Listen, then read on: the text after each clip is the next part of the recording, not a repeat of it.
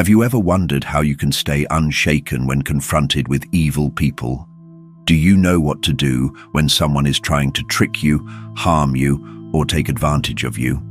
In this video, we're going to look at how Stoicism can help you not be shaken by wicked people.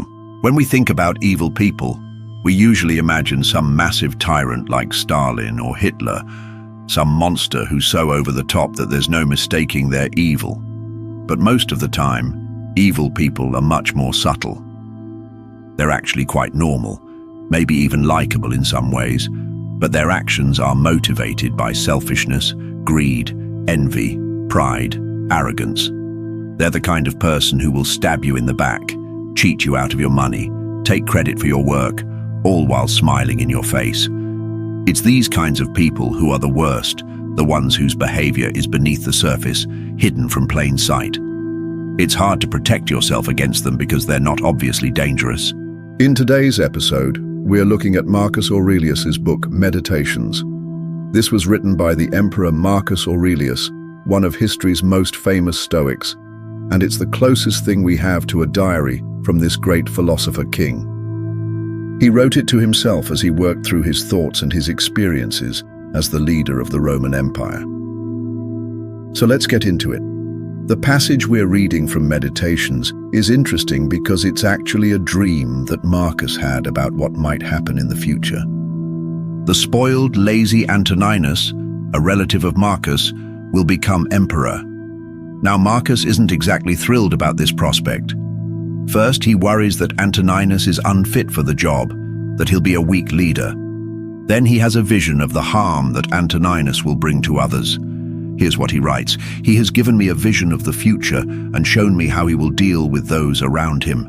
Oh, how he will feel superior to everyone else, and how he will use his power to oppress them. I saw that he would throw gold coins from a tower, laughing as he watched the common folk fight over the riches. What a horrible and evil person he will be. How disgraceful that he will treat people this way. He will ruin the empire and the people in it. I swear to you, he doesn't deserve to live. I swear to you, he doesn't deserve to die." First, let's talk about this idea that Antoninus will throw gold coins from a tower and laugh as he watches the common folk fight over the riches. This is a vivid image, but it shouldn't shock us. We've seen this kind of behavior in other historical figures. We see it in the stories of kings and emperors who hosted feasts, inviting 8 men of only one type: bald, short, or fat. Why? Because they just wanted to watch the spectacle of 8 men awkwardly trying to fit into a single category. When you have unfathomable power, it's easy to turn everything into a game, to see the world as your plaything. When you're completely in control, it's easy to start feeling like nothing matters, except your own amusement. And of course, if you have that much power, getting your hands on gold is pretty easy. And for Antoninus, that seems to be the case. Gold is raining down from the tower, falling freely from his grasp.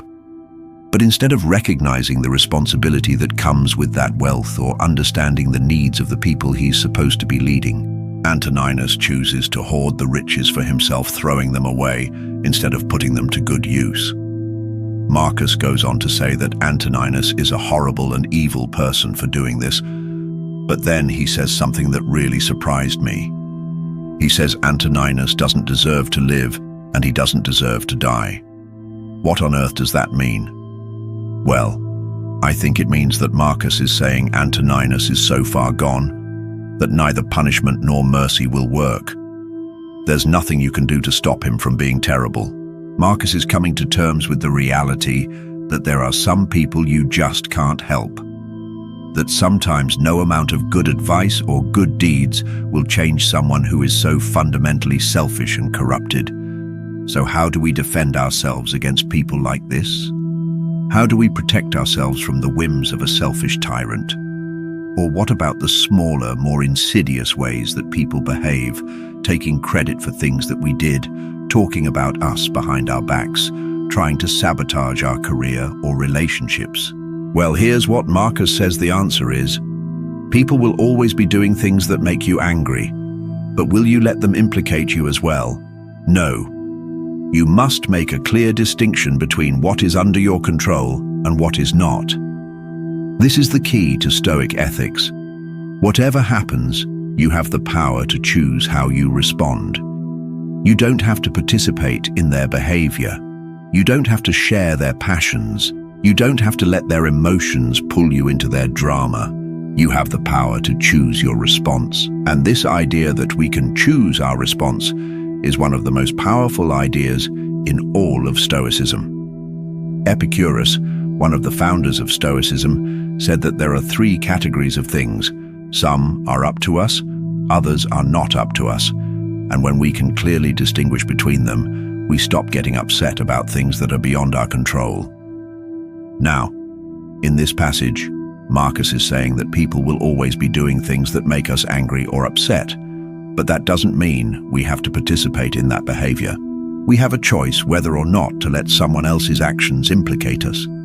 We can acknowledge what other people are doing without letting it drag us down. But how do we do that?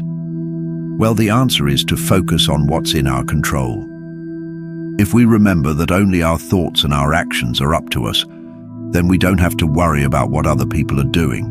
We just have to focus on what we should do. What about the idea of not getting upset? Well, the Stoics argued that anger and other so-called passions are often a sign that we're focusing on the wrong things. If we're angry, it's usually because we think something is wrong. If we think someone did something bad, then we're giving that situation our attention, our focus. We're making it big in our minds. Instead, we should focus on what's up to us, on what we can control. When we do this, we stop giving so much attention to what other people are doing. Epictetus, another one of the great Stoics, talks about the idea of a hindrance. Whenever you encounter an obstacle or something that upsets you, ask yourself, is this thing in my control? If not, then it's a hindrance. And the first step to dealing with that hindrance is to recognize it, to name it. Is this thing up to me? If not, then it's a hindrance. So when you hear someone laughing at a joke that's not funny, when you see someone being promoted that you think you deserved, when you meet someone who thinks that your opinion doesn't matter, when you see someone behaving badly, you can use the Stoic idea of a hindrance to put things in perspective. Recognize that whatever happened is not up to you. Ask yourself, what is up to me? And then focus on that. And that's what Stoicism is ultimately about. It's about getting your priorities straight, focusing on the things that are up to you and letting go of the things that aren't. And by doing this, you can stay unshaken by evil people.